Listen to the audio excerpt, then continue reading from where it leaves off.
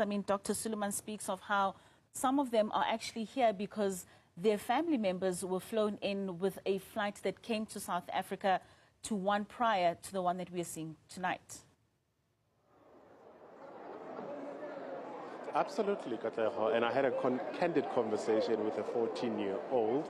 Of course, that conversation was translated, and I asked him how he feels. And he said, South Africa is now my home, and I'm happy to be here.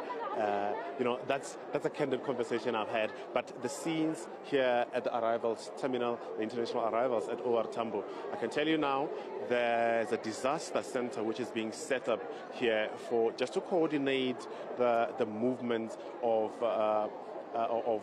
these people right now.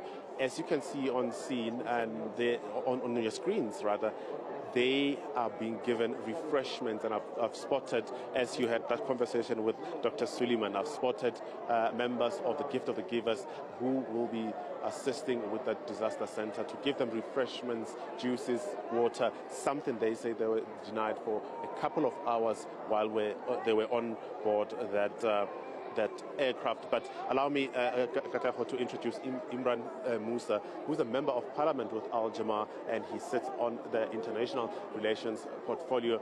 Mr. Musa, thank you so much for joining us on Newsroom Africa. Seeing scenes like these, what conversations are you going to be taking to your colleagues in parliament, regarding what we're seeing now? The good part about South Africa, I mean, the ICJ case is true testament to our stance as South Africans. And recently, you must have heard the President also mention that we must never be inhumane. And these are acts of inhumanness when passengers have to be shunted around in the way they are. So they've left their homes due to the genocide that's taking place.